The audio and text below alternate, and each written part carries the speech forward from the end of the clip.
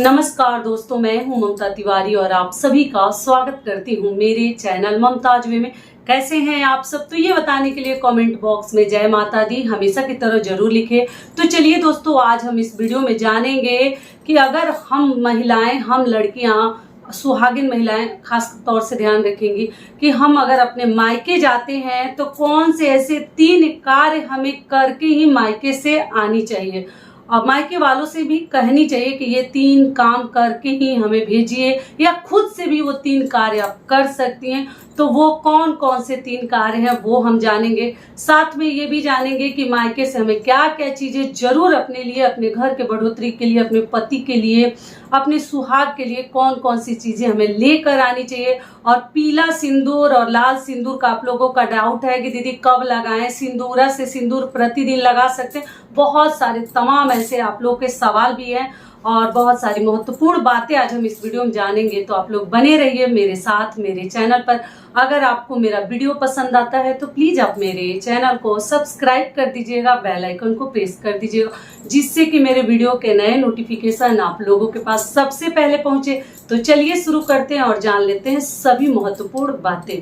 तो सबसे पहले आप लोगों को बता दूं दोस्तों, मैं भी मायके गई थी और मायके से वापस आ गई और 2-4 ब्लॉग थे, 2-3 वो मैं आप लोग के साथ शेयर भी कर चुकी हूँ। आप लोगों को बहुत पसंद आया मेरा ब्लॉग, बहुत भर भर के आप लोगों ने मुझे आशीर्वाद दिया है, मेरे माँ पापा को दिया है। उनका मैरिज एनिवर्सरी था जो कि मैं आपको बता चुकी हूँ, 50वीं सालगिरह था शादी का, गोल्डन जुबली मैरिज एनिवर्सरी था। और इसीलिए मैं आपको समझाना चाहती हूँ, देखिए कहना चाहती हूँ, देखिए हम लोग शहरों में तो रहते हैं लेकिन जब गांव में आप जाइए ना तो एक अलग ही फीलिंग आती है। और अपने मिट्टी से जो जुड़ाव है ना, और जो वहाँ के रीति रिवाज है, नियम धर्म है, वो कभी हमें भूलनी नहीं चाहिए। वो पुरुष हो या महिला हो, लड़की हो, बहू हो, किसी को भूलनी नहीं चाहिए। जो वहाँ की खुशबू है और वहाँ के रीति रिवाज और सभी से मिलने के बाद जितना अच्छा हमें सुकून मिलता है, और वहीं से होकर हमारी बढ़ोतरी भी है। तो वहाँ के जो रीति रिवाज है, कल्चर है, हमें जरूर अपनाने चाहिए। जो बड़े कहते हैं हमें माननी चाहिए। हम जब मानेंगे तभी तो हमारे पीछे वाली जो युवा पीढ़ी है वो भी मानेगी। तो इसलिए हमें हर चीज फॉलो करते हुए, ध्यान देते हुए हमें आगे बढ़नी है। ऐसा नहीं कि हम शहर में आ गए तो अपने रीति रिवाज को पीछे छोड़ दिए, हम सब कुछ भूल गए और कुछ हम मान ही नहीं रहे। लेकिन ऐसे कई लोग हैं जो अभी भी बहुत अधिक मानते हैं सब नियम धर्म को, जो घर में कल्चर संस्कृति है सभी को मानते हैं। लेकिन कई ऐसे लोग हैं कि उन्हें कोई फर्क नहीं पड़ता। तो देखिए सबको सभी लोग दुनिया में एक जैसे नहीं है, लेकिन फिर भी हमें माननी चाहिए। तो जो बड़े बुजुर्ग कहते हैं जरूर हमें माननी चाहिए, और कोई माने या ना माने। और ऐसे तो देखिए वही है, वही जो राम रचि राखा, जो भगवान रच के रखे होंगे वो मेरे और आपके कहने और करने से कभी नहीं रुक सकता। लेकिन फिर भी जो बड़े कहते हैं वो हमें जरूर माननी चाहिए। तो सबसे पहला नियम है कि जब हम मायके जाते हैं, मायके का ही बहुत अधिक नियम है लड़कियों के लिए।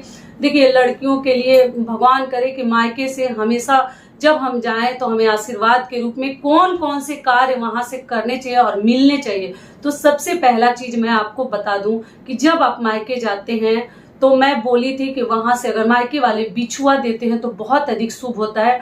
और चूड़ी तो ऐसे लोग देते भी हैं, चूड़ी, बिंदी, सिंदूर हमें तो मैक्सिमम मिलता ही है। तो आप लोग बोले थे कि दीदी हम बार बार अगर मायके जाते हैं तो कोई हमें कहाँ से देगा इतना महंगा। तो देखिए बार बार आप लोग मायके जाते हैं तो ये सभी चीजें ना दे, लेकिन मायके अगर जब कभी भी पैर रख देते हैं, नजदीक हो दूर हो या जो भी, तो और कुछ नहीं तो 3 चीजें, अगर दूर मायके है, साल में जाती हैं, 6 महीने पे जाती हैं, तो 3 कार्य आपको करके आना। पहला कि मायके से सिंदूर जरूर लगवा के आए, ठीक है। देखिए मतलब अपना शुभता बनाने के लिए जरूर, अगर कोई भूल भी जाता है, अगर पहली बार किसी चाची के यहाँ, किसी रिश्तेदार के यहाँ या कहीं जा रही है शादी के बाद, या ऐसे भी मिलने जा रही है, तो उनसे कह कर भी अगर वो भूल जाते हैं, फिर भी ऐसे तो लोगों को गांव में सिखाना ही नहीं है, सभी को मालूम है।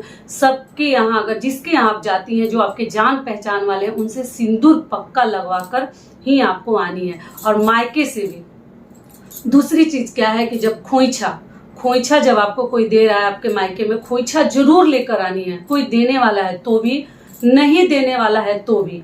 देखिए मैं आपको खोइछा क्या होता है मैं बता चुकी हूँ। चावल हल्दी सभी को मालूम होगा, और कुछ दक्षिणा और दुर्वा जो है डालकर खोइछा दिया जाता है। तो मायके में अगर भाभी है, माँ है, बहन है, देने वाली है तो जरूर आप लोग लेकर आइए। अगर कोई नहीं देने वाला है मान लीजिए, तो आप अपने हाथों से भी मायके के धरती से खोइछा लेकर ही आइएगा।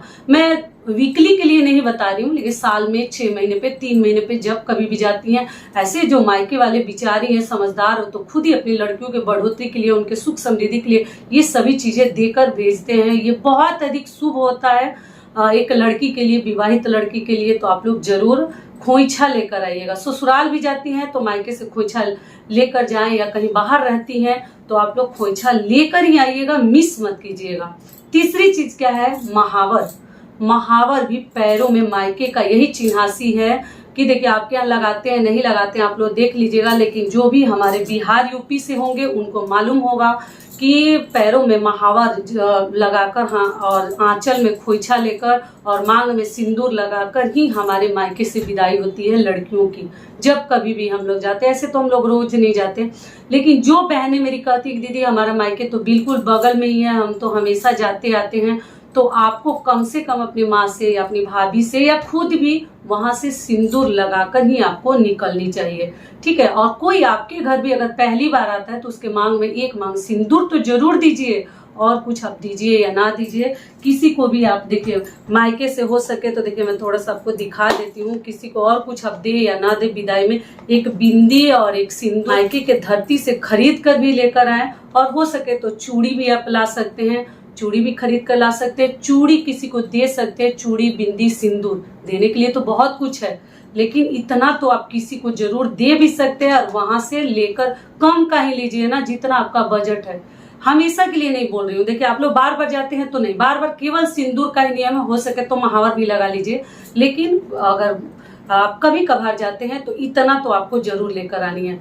और किसी के यहाँ देखिए शादी विवाह में भी अगर कोई आपके घर आता है या किसी को आप कुछ गिफ्ट दे रही हैं महिलाओं को, जैसे सूट पीस हो, साड़ी हो या कुर्तीज हो या जो भी देती हैं अपने तरफ से, उसमें अगर सुहागन महिला है तो, सुहागन नहीं भी है तो भी बता दूं, सिंदूर बिंदी और चूड़ी अब दे या ना दे, सिंदूर बिंदी साथ में लगाकर ही देनी चाहिए। ऐसे तो मुझे लग रहा है मेरी सारी बहनों को मालूम होगा, तो कभी भी बिंदी सिंदूर चूड़ी आपको जरूर देनी चाहिए। इस प्रकार से देखिए मैं भी गई थी तो चूड़ी वगैरह लेकर आई हूँ, कुछ हमारे घर वाले भी दिए हैं, तो आपको सोची कि बता दूं कि कभी भी मायके के धरती पर जाइए तो अपने लिए चूड़ी और सिंदूर लगवा भी लेनी है, सिंदूर उनसे या खरीद कर भी आप लोग लेके आ सकते हैं। एक डिब्बा चूड़ी तो पक्का लेकर आइए, सुहाग की जो निशानी है उतना तो हम खर्च कर ही सकते हैं। और रह गई बिछुआ, अगर कोई देता है तो भी अच्छा, अगर नहीं देता है तो भी कोई बात नहीं, अगर मिले तो बहुत अच्छी बात है। अगर आपको भगवान ने वैसी मतलब औकात दिया, हैसियत है, तो आप एक बिछुआ वहां से खरीद भी सकती हैं, कोई दिक्कत नहीं है। क्योंकि मायके एक अलग ही चीज है, वहीं से होकर ससुराल मायके से होकर ही हमारी बढ़ोतरी। हम किसी भी शहर में और विदेश में रहें या देश में रहें, लेकिन हमें अपनी कल्चर जो है बिल्कुल नहीं भूलनी चाहिए। उसके लिए हमें कोई गंवार कहे, बहन जी कहे, देहाती कहे, कोई बात नहीं। हमें उतना एडवांस नहीं बनना, उतना मॉडर्न नहीं बनना है कि हम अपने रीति रिवाज को पीछे कर दें। हम भारतीय नारी हैं, ठीक है, तो हमें सब कुछ पहन ओढ़ कर रहनी है, जो कि मैं हर वीडियोज में बताते आ रही हूँ। क्लियर हो गया? तो 3 चीजें लेकर आनी है, महावर, सिंदूर लगवानी है और खोइछा। ये कभी ना भूले। घर में कोई देने वाला है तो भी, नहीं देने वाला है तो अपने हाथों से भी करके आए, लेकिन करके ही आइएगा, ठीक है। क्लियर हो गया? अगली चीज क्या है कि दीदी सिंदूरा से सिंदूर क्या प्रतिदिन लगा सकते हैं? तो जी नहीं, सिंदूरा से प्रतिदिन सिंदूर नहीं लगाते हैं। व्रत त्योहार में, व्रत त्योहार में आप लोग जरूर इससे सिंदूर लगा सकते हैं। जो भी व्रत पड़ता है, हमारे तरफ तो पीला सिंदूर लगाया जाता है। आपको बता दूं कि हर व्रत त्योहार में हम लोग पीला ही लगाते हैं।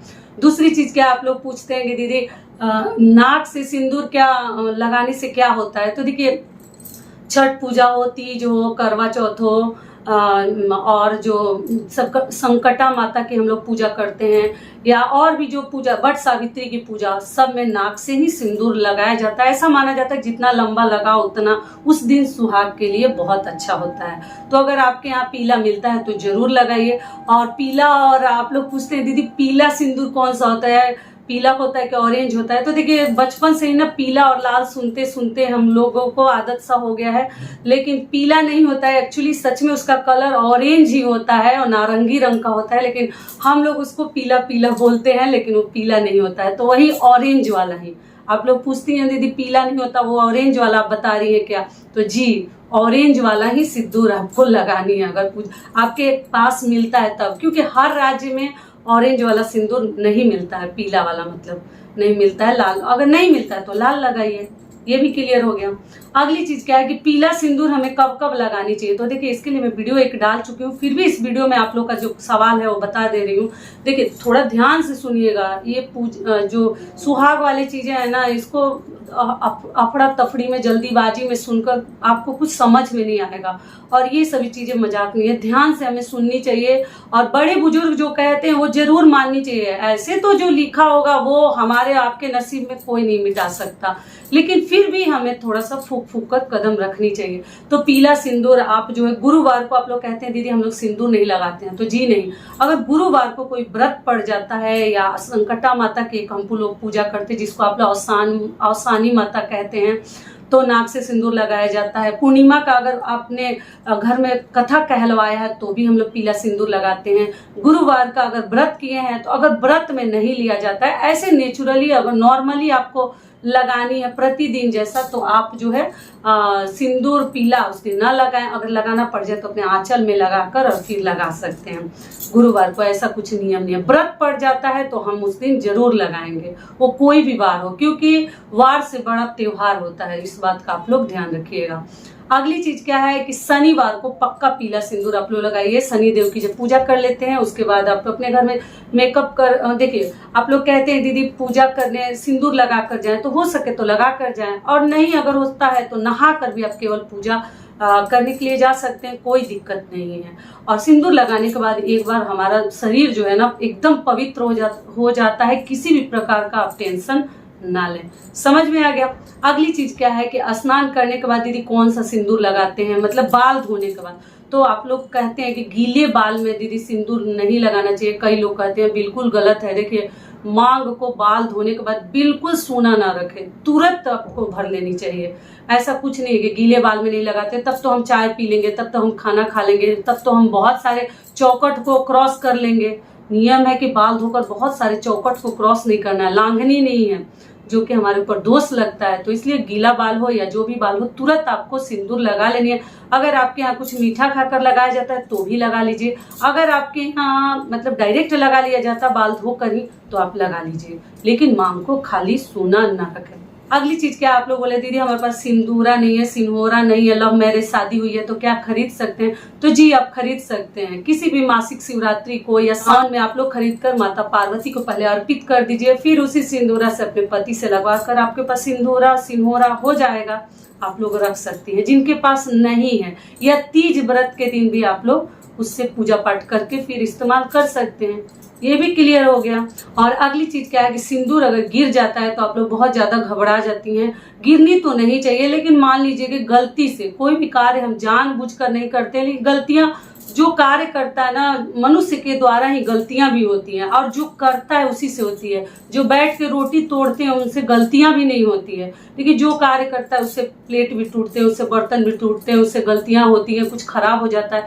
और जो कुछ नहीं करता उनसे कुछ नहीं होगा, उनसे कुछ टूटे फटेगा ही नहीं। तो अगर मान लीजिए गलती से सिंदूर गिर जाता है तो इतना घबराने वाली बात नहीं है। आप लोग कहते हैं दीदी पूजा करने गए सिंदूर गिर गया, लगाने गए सिंदूर गिर गया, गिरनी तो नहीं चाहिए, लेकिन मान लीजिए गिर जाता है तो घबरानी नहीं है। आप किसी भी कपड़े में, लाल पीला कपड़ा हो या कोई पुराना भी कपड़ा हो, उसमें अच्छे से पोंछ कर या अपने आंचल से पोंछ कर पहले उस जगह पे 5 बार प्रणाम कर लीजिएगा, माफी मांग लीजिएगा, और उस वस्त्र को ना जैसे ड्रेन में बाथरूम में ना धोएं, उसको ले जाकर कहीं मिट्टी में झाड़ दे या कहीं झाड़ी में रख दे, ठीक है। तो उस कपड़े को इधर उधर ना फेंके। अगर गिर जाता है गलती से तब जितना उठता है उतना तो उठा लीजिए पेपर में, कागज में, और नहीं उठता है तो आप क्या कीजिएगा कि कपड़े में पोंछ कर और कहीं रख दे, स्थिर रख दे, घर में ही कहीं रख दे, पैर ना पड़े किसी का। ये भी क्लियर हो गया। और अगली चीज आप लोग क्या पूछे हैं कि दीदी लंबी मांग हमारे तरफ बोलते हैं भरने से पति की आयु लंबी होती है। तो देखिए ये अपने अपने घर का नियम है, ऐसा कुछ नहीं है, लेकिन मांग हमें प्रतिदिन भरनी चाहिए। और गुरुवार को अगर आप नहीं भरते तो ना भरें, मंगलवार को भी कई लोग नहीं लगाते। अपने घर का थोड़ा सा नियम जरूर अपने बड़ों से जान लीजिएगा, लेकिन ऐसा कुछ नहीं है कि लंबा मांग भरेंगे तो पति की आयु लंबी होती है। लेकिन अगर आपको मन होता है तो आप लोग भर सकते हैं। अभी तो गर्मी है, लग रहा है पसीना से सिंदूर निकलने और बैग के सामने आने लगता है, तो इस बात का आप लोग ध्यान रखिएगा। तो 3 चीजें पता चल गई, मायके से महावर लगा कर आनी है, हो सके तो मेहंदी भी लगा सकते हैं, लेकिन उतना सबको पार नहीं लगता। और दूसरी चीज क्या है, सिंदूर हमें पक्का लगवा कर आनी है या खरीद कर भी वहां से ला सकते हैं। और तीसरी चीज क्या है कि खोइछा जरूर लेकर आइएगा। सारी बातें क्लियर हो गई। अगर कोई खोलने वाला है ननद बेटी तो अच्छा है, अगर नहीं है तो आप क्या कीजिएगा कि खुद से भी घर में आकर खोल सकती हैं। सारी विधि मैं खोइछा के वीडियो में बता चुकी हूँ। तो ये वीडियो मेरा यहीं तक का था। आशा करती हूँ, उम्मीद करती हूँ कि इस वीडियो से आप लोगों को बहुत अधिक लाभ मिलेगा। फिर मिलती हूँ एक नए वीडियो में, तब तक के लिए नमस्कार। स्वस्थ रहिए, सुरक्षित रहिए और जहाँ कहीं भी रहिए खूब खुश रहिए। वीडियो पसंद आता है तो चैनल को सब्सक्राइब कर दीजिएगा और वीडियो को लाइक कर दीजिएगा। धन्यवाद।